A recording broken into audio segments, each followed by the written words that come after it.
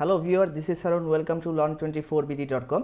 Viewer, আমরা যারা PHP developer কিংবা পিএইচপি শিখছি তাদের কাছে একটা জনপ্রিয় নাম বা বেশ পপুলার একটা নাম, সেটা হচ্ছে জ্যাম সার্ভার। সো আমরা অনেকে কম বেশি কিন্তু জ্যাম সার্ভার আগে থেকে ইউজ করতে অভ্যস্ত, কিংবা নতুন যারা আছি তারাও কিন্তু জ্যাম্পের কথা শুনছেন, কিন্তু অনেকে কিন্তু এই জ্যাম্পের অল্টারনেটিভ অনেক কিছু ইউজ করছেন। তো আমি আমার ক্ষেত্রে বেস্ট এক্সপিরিয়েন্স যেটাতে পেয়েছি সেটা আজকে শেয়ার করব, এবং সেগুলোর কী কী কারণে আমি সেটাকে বেস্ট এক্সপিরিয়েন্স বলছি অ্যাজ এ পিএইচপি ডেভেলপার হিসেবে, এবং আমরা যে হ্যাসেলগুলো পোহাতে হয় সেগুলো কীভাবে ইজি করছে সেটা সম্পর্কে একটা ধারণা দেব।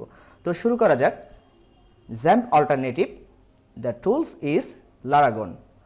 তো আপনারা যদি laragon.org নামে এই ওয়েবসাইটটিতে ভিজিট করেন, এখান থেকে আপনারা ডাউনলোড সেকশনে যান।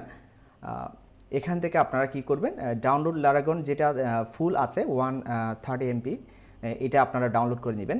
এবং আমি বলছি এটা কি কি কারণে আমার কাছে আমি বেস্ট এক্সপিরিয়েন্স পেয়েছি। সেটা হচ্ছে ফার্স্ট যে ক্রাইটেরিয়াটা, সেটা হচ্ছে এটার পারফরমেন্স অনেক অনেক বেশি এবং এটা অনেক ফাস্ট।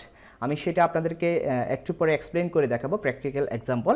এবং সেটা হচ্ছে খুব ইজিলি পিএইচপি সুইচিং করা যায়। ধরেন আপনার কিছু ওল্ড প্রজেক্ট আছে যেগুলো 5.6-এ চলছে, এবং আপনার কিছু নতুন প্রজেক্ট আছে যেগুলো পিএইচপি 7-এ চলছে। সেক্ষেত্রে আপনি খুবই ইজিলি কিন্তু আপনারা পিএইচপি শিফট করতে পারেন। এই লারাগন কিন্তু বিল্ড ইন একটা ওপেন সোর্স আপনার ডেটাবেস ব্রাউজ করার জন্য একটা সফটওয়্যার দিয়ে দিচ্ছে, সেটা সম্পর্কে আমরা জানবো। এবং এটা হচ্ছে এর বিল্ড ইন একটা সিএমডিআর, অর্থাৎ একটা কাস্টম ট্রান্সপারেন্ট আপনারা কমান্ড লাইন ইন্টারফেস পাবেন। এবং এটাতে আপনি যতগুলো প্রজেক্ট করবেন সেই প্রত্যেকটা প্রজেক্ট কিন্তু আপনারা অটো ভার্চুয়াল হোস্ট পাবেন। তো অটো ভার্চুয়াল হোস্ট যারা ফ্যামিলিয়ার না, কিন্তু আমি দেখিয়ে দেবো প্র্যাকটিক্যালের ক্ষেত্রে। তো অনেকগুলো আছে এবং আপনারা কুইক কিছু আগে থেকে কমান্ড সেট করে রাখতে পারেন, যেগুলোর ধরুন আপনারা খুব সহজে কিন্তু কোনো একটা ওয়ার্ডপ্রেস বলেন কিংবা লারভেল বলেন কিংবা আপনারা কোনো প্রজেক্ট করতে যাচ্ছেন, সেক্ষেত্রে কিন্তু কোনো বয়লার প্লেটকে আপনারা খুব ইজিলি কিন্তু আপনার প্রজেক্ট হিসেবে সেটা ক্রিয়েট করে নিতে পারেন। তো শুরু করা যাক। ফার্স্টে আমরা দেখি পারফরমেন্সের ক্ষেত্রে সেটা আমাদের কতটুকু ইম্প্যাক্ট ফেলছে সেটা আমরা দেখি।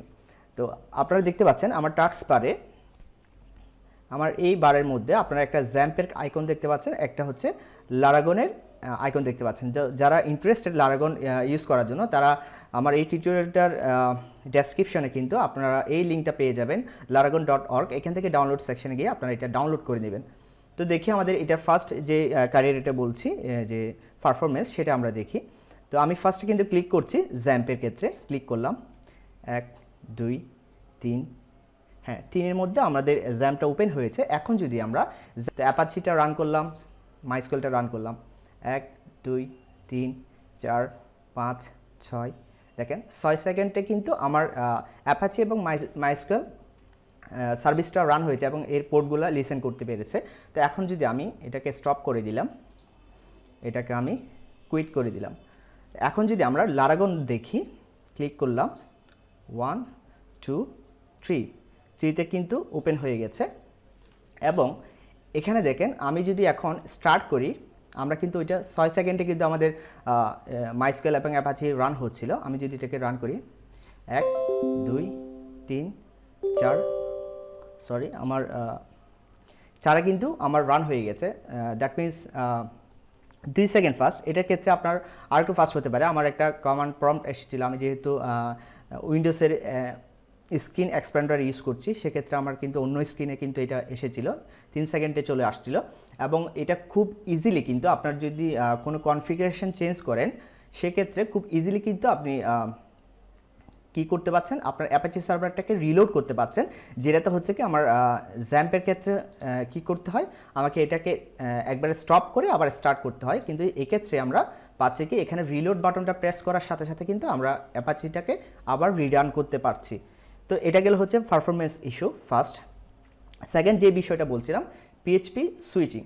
তো এখন পিএইচপি সুইচ করার আগে আমি আরেকটা যেটা বলছিলাম custom transparent build in terminal, সেটা আমরা একটু দেখি। এবং এটা দেখতে পাচ্ছেন কত ক্লিন একটা ইউআই, এবং এখানে আমার খুব ইজিলি কিন্তু যে কেউ খুবই ইউজার ফ্রেন্ডলি ভাবে একদম সাদা মাটা হিসেবে এই ইন্টারফেসটা তৈরি করা হয়েছে। তো আমরা যদি এটার বিল্ড ইন টার্মিনালটা একটু দেখি, দেখতে পাচ্ছেন এই বিল্ড ইন টার্মিনালটা কত নাইস।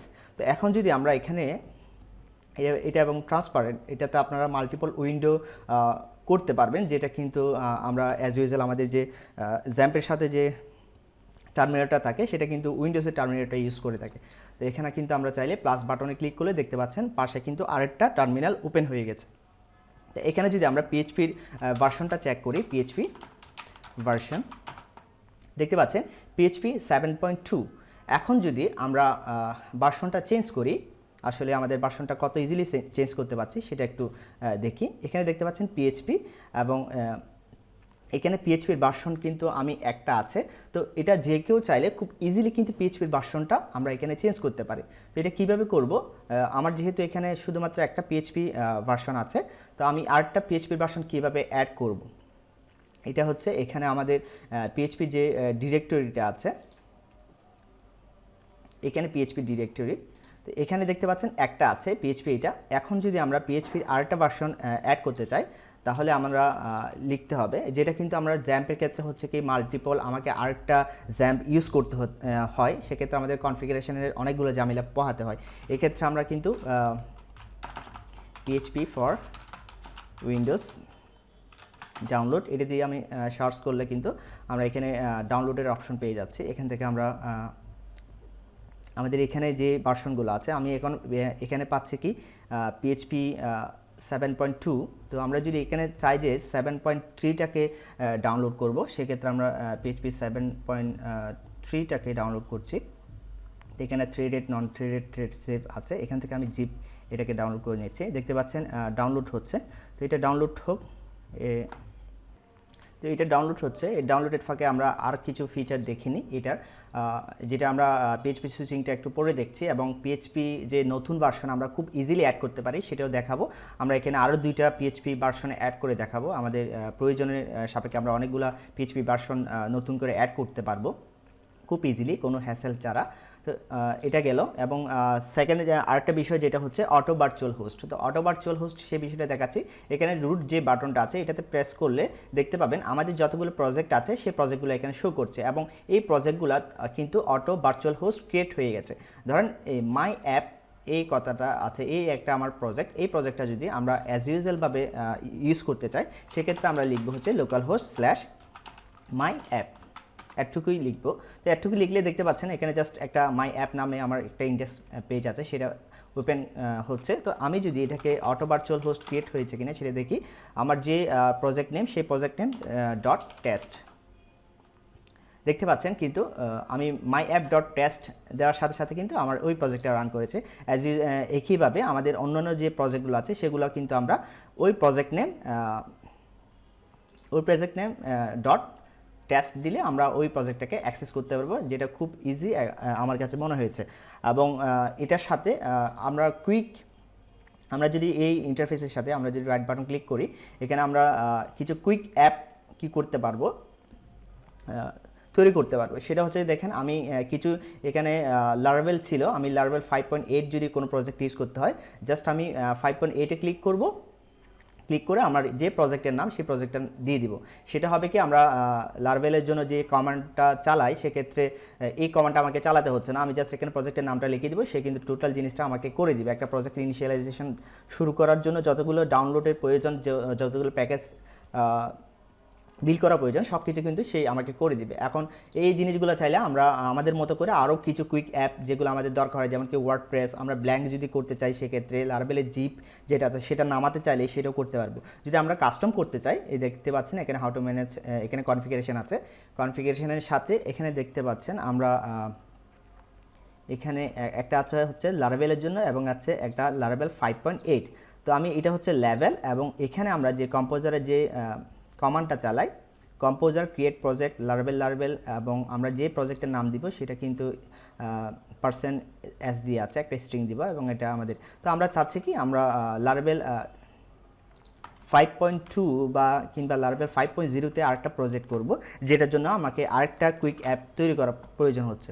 তো আমি এখানে যদি লারাভেল 5.0 দিই এবং এখানে যদি লারাভেল 5.0 দিয়ে দিই, তাহলে আমরা নেক্সট টাইম থেকে আমাদের যদি কখনো লারাভেল 5.0-র কোনো প্রজেক্ট ক্রিয়েট করা প্রয়োজন পড়ছে বা লারাভেল 4-এর করার প্রয়োজন পড়ছে। তো আমি জাস্ট এগুলো এক্সাম্পল দিচ্ছি। দেখতে পাচ্ছেন এখানে কুইক অ্যাপের মধ্যে কিন্তু লারাভেল 5.0 চলে আসছে। এখানে জাস্ট আমরা ক্লিক করব, প্রজেক্টের নাম লিখব, সব কিছু আমাকে করে দিব।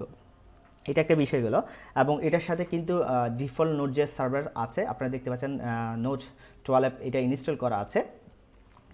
আরেকটা বিষয় বলছে, আমি সার্ভারটা স্টার্ট করেছি, আমি স্টপ করলাম, আবার স্টপ হচ্ছে। আমি যদি আবার স্টার্ট করি, দেখতে পাচ্ছেন কত দ্রুত কিন্তু এটা স্টার্ট হয়ে গেছে, খুব ইজিলি। তো এবং আমরা যদি ডেটাবেসটাকে যদি অ্যাক্সেস করার ট্রাই করি, তো ডেটাবেসের জন্য কি সে কিন্তু ডিফল্ট সফটওয়্যার দিয়ে দিয়েছে। তো এখান থেকে আমি যদি এটাকে ওপেন করি, দেখতে পাচ্ছেন ডেটাবেস ব্রাউজ করার জন্য আমাকে সফটওয়্যার দিয়ে দিচ্ছে। তো এখানে লারাভেল 6, লারাভেল 5.8 এগুলোর জন্য ডেটাবেসগুলো এখানে পাচ্ছেন। তো এটা একটা বেনিফিট আমার কাছে মনে হচ্ছে। এবং তার হচ্ছে আমরা পিএইচপি আইএনএর জন্য যতগুলো সেটিংস দরকার সেগুলো খুব ইজিলি পাচ্ছি এক জায়গায়। এবং এখান থেকে আমরা এক্সটেনশন, আমাদের অনেক ক্ষেত্রে হচ্ছে আমরা পিএইচপির এক্সটেনশনগুলো আমাদের এনাবল ডিজেবল করার প্রয়োজন হতে পারে, বা কোনো কোনো প্রজেক্টের ক্ষেত্রে কিছু পিএইচপি এক্সটেনশন আমাকে ডিজেবল করা আছে কিন্তু এটাকে এনাবল করতে হচ্ছে। এটা খুব ইজিলি কিন্তু এখান থেকে এনাবল ডিজেবল করতে পারবেন। আমি জাস্ট এখানে ডিবিএ এটাতে ক্লিক করলাম, এটা এনাবল হয়ে গেছে পিএইচপি এক্সটেনশন, দেখতে পাচ্ছেন ডিবি এনাবল। আমি যদি আবার এটাকে ক্লিক করি, পিএইচপি এক্সটেনশন ডিজেবল হয়ে গেছে। তো এখানে টুলস আছে, টুলসের ক্ষেত্রে আমরা নোটপ্যাড প্লাস প্লাস পাচ্ছি। এখান থেকে আমরা যদি কোনো প্রজেক্ট আমার এখান থেকে ডিলিট করতে হচ্ছে, ডিলিট করতে পারছি। এবং ডাব্লিউডাব্লিউ ফোল্ডারের মধ্যে আমাদের যতগুলো প্রজেক্ট আছে, আমি ওইখানে ব্রাউজারে ডিরেক্টলি না লিখে এখান থেকে কিন্তু অ্যাক্সেস করতে পারছি। আমি মাই অ্যাপ এটাকে যদি অ্যাক্সেস করি, দেখতে পাচ্ছেন ব্রাউজারে চলে যাচ্ছে myApp.test, এটা আমাদের ভার্চুয়াল হোস্টে চলে যাচ্ছে। তো এটার সাথে আরও অনেকগুলো ফিচার আছে। তো আপনারা যদি ইউজ করেন, আমার মনে হচ্ছে আপনাদের এটা খুবই ভালো লাগবে। আমি এটা ইউজ করার পর থেকে আমি কিন্তু জ্যাম্প খুবই কম ইউজ করছি। তো আপনারা আপনাদের মতামত জানাবেন। আপনারা যদি অলরেডি এটা ইউজ করে থাকেন এবং এটার আপনারা যদি ইনস্টল করার পর আপনারা এটাকে এক্সপ্লোর করতে পারবেন, আপনাদের এখানে অনেক কিছু বিষয় আছে। তো প্রেফারেন্সে গেলে কিন্তু আমরা এখান থেকে সার্ভিস, আমি অ্যাপাচি মাইস্কুয়েল শুধু অন রেখেছি। তো এখানে এনজিএক্স সার্ভার কিন্তু বিল্ড ইন আছে, আপনারা চাইলে এনজিএক্স সার্ভারও কাজ করতে পারবেন। ম্যাম ক্যাশ আছে, রেডিশ আছে। তো এখানে অনেকগুলো ফিচার, এগুলো আমরা অ্যাক্টিভ করতে পারবো চাইলে। তো আবার আরেকটা ফিচার আছে হচ্ছে আমরা মেইল ক্যাচার। তো আমরা জানি লোকাল হোস্ট থেকে আমরা যখন মেইল সেন্ড করি, সেক্ষেত্রে আমাদের মেইলটা কনফিগারেশন এসএমটিপি যদি কনফিগারেশন না থাকে, সেক্ষেত্রে কিন্তু আমাদের মেইলটা লোকাল থেকে আমরা টেস্ট করতে পারি না অনেক সময়।